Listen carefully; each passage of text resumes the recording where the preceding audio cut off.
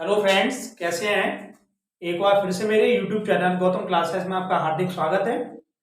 आज हम त्रिकोणमिति में एक 10th क्लास का अध्याय है त्रिकोणमिति। उसमें त्रिकोणमिति साइडी के बारे में कुछ बच्चों की ये समस्या थी, हमारे बार बार कमेंट्स थे कि त्रिकोणमिति साइडी में उनके मानों में थोड़ी सी दिक्कत होती है। तो आज हम उसी त्रिकोणमिति साइडी में थोड़ा सा डिस्कस करेंगे और देखेंगे और कोशिश करेंगे कि ज्यादा से ज्यादा हमारी ये कोशिश रहेगी कि आपको एक अच्छे तरीके से उस मानों को ज्ञात करना सिखाया जाए।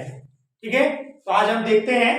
कुछ बच्चों की ज्यादातर प्रॉब्लम होती है कि वो त्रिकोणमिति मानों को भूल जाते हैं, तो मैं उस तरीके से आपको आज कोशिश करूंगा सिखाने की कि आपको उनमें कम से कम परेशानी हो।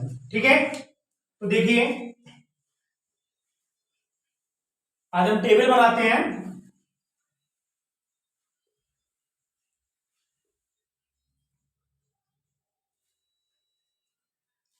ये अनुपात है, त्रिकोणमितीय अनुपात।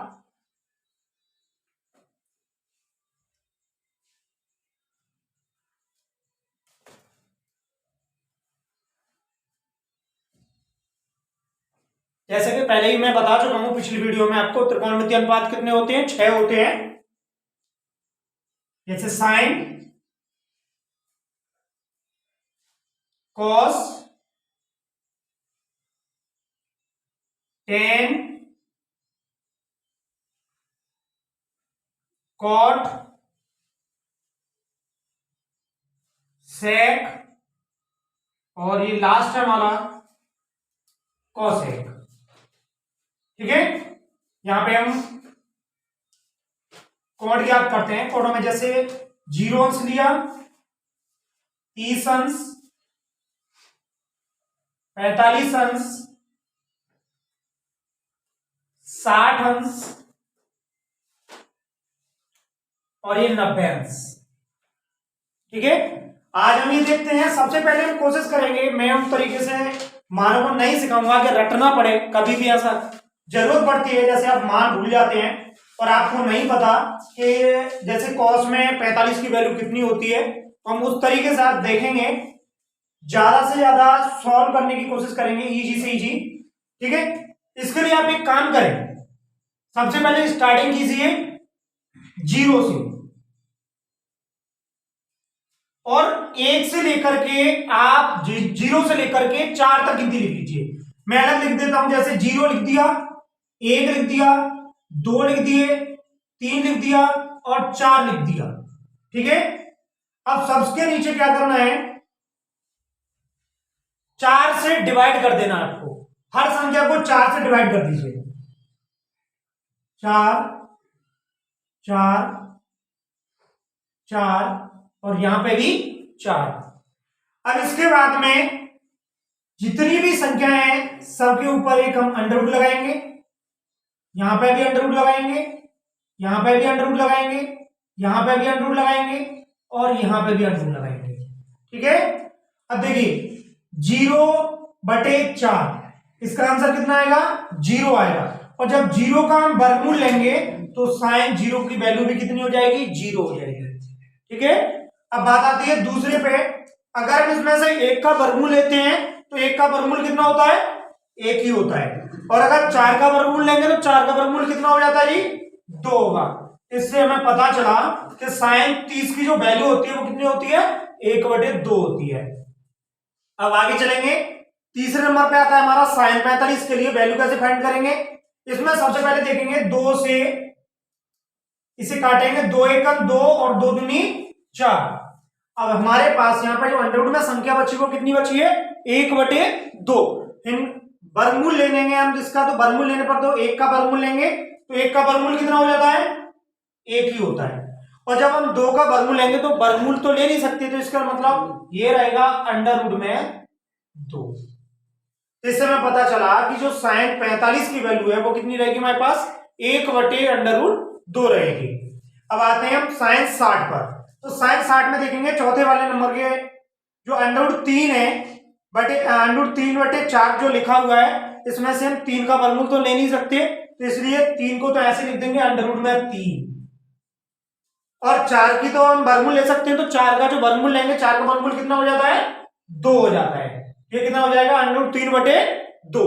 अब अगले वाले पे आते हैं, 4 से इसको काटेंगे, 4 एकम 4 और 4 एकम 4, यानी अंडर रूट में हमारे पास 1 बचेगा, और 1 का अगर वर्गमूल लेंगे तो कितना आ जाएगा 1 आ जाएगा। इस प्रकार से हमें साइन के 0, 30, 45, 60 और 90 की वैल्यू प्राप्त हो चुकी है।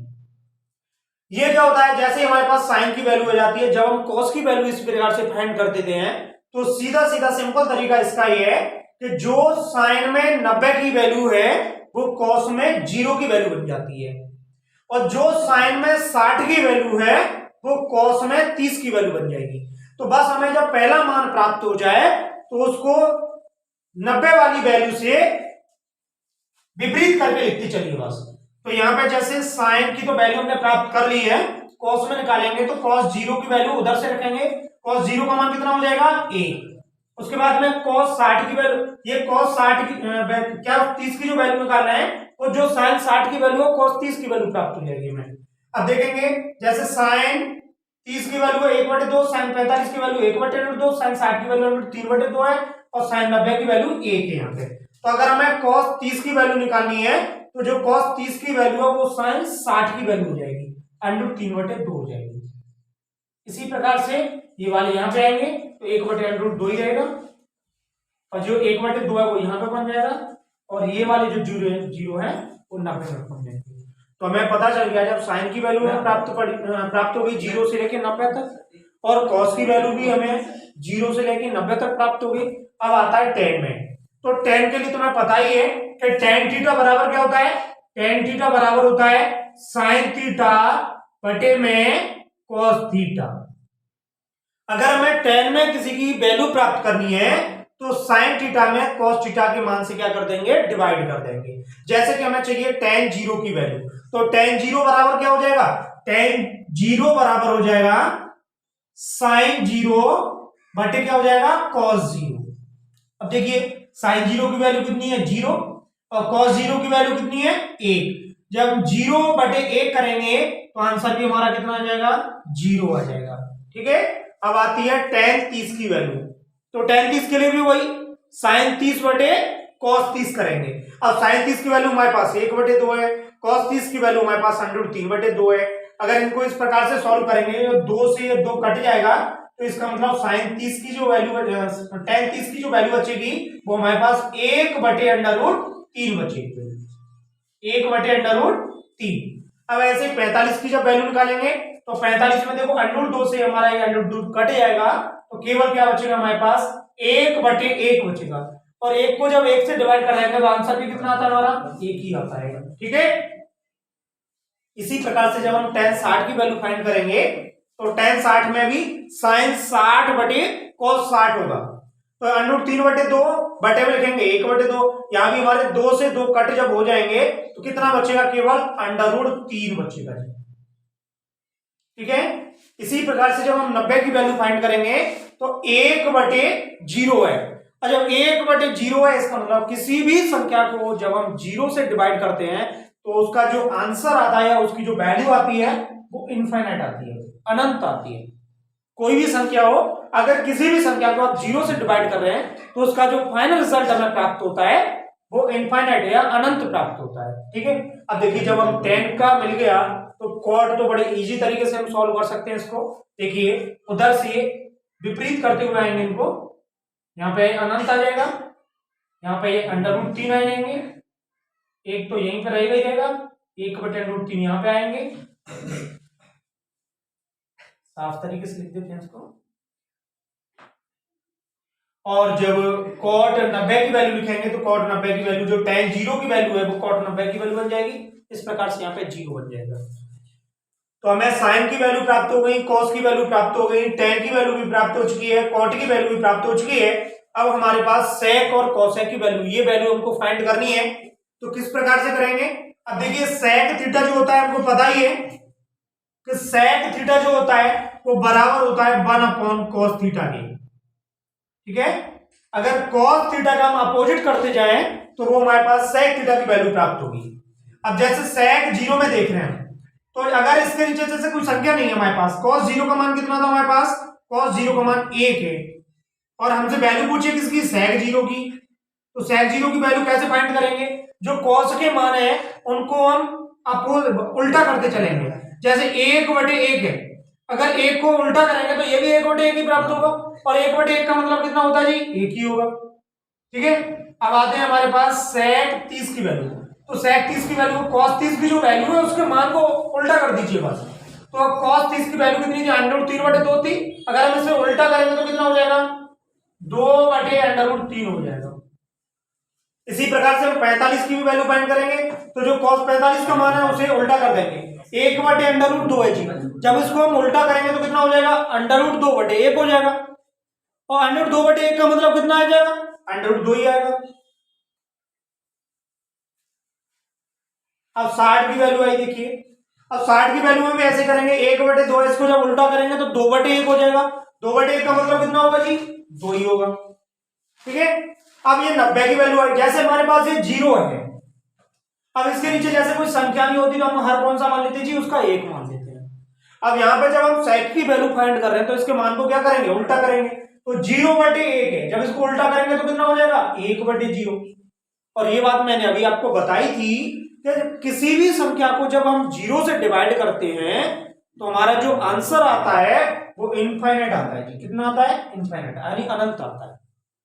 ठीक है, अब इसमें जब हमें sec की वैल्यू प्राप्त हो जाती है तो cosec की जब वैल्यू फाइंड करते हैं तो अभी जो बताया था कि sec के मान को हम उल्टा करते चलेंगे, यानी जो 90 का मान है वो यहाँ पे 0 का बन जाएगा, तो जो 0 का मान है वो क्या का बन जाएगा? 90 का बन जाएगा। तो देखिए cosec में जब वैल्यू प्राप्त करें तो यहाँ पे आ जाएगा इनफाइनाइट, यानी अनंत आएगा। यहाँ पे कितना आएगा जी? 2 आ जाएंगे। यहाँ पे जी √2 रहेंगे, और यहाँ पे 2/√3 रहेगा, और यहाँ पर हमारा 1 आ जाएगा। तो इस प्रकार से हमने त्रिकोणमितीय सारणी में जितने भी त्रिकोणमितीय अनुपात हैं, 6 त्रिकोणमितीय अनुपात थे, और उनकी वैल्यू जो प्राप्त करने के लिए 0 से लेकर 90 तक इस प्रकार से हमने इनकी वैल्यू प्राप्त कर ली। कभी कभी ऐसा हो जाता है जब बच्चे एग्जाम में सवाल करने के लिए जाते हैं या पेपर जब करते हैं तो उनको कुछ मान याद नहीं रहते, तो इस प्रकार से अगर कोई मान आपको याद नहीं आ रहा है तो टेबल के माध्यम से इस प्रकार से हम मान प्राप्त कर सकते हैं, और आराम से अपने एग्जाम में जिस मान की जरूरत होती है उस मान को भी प्राप्त कर सकते हैं। Thank you so much.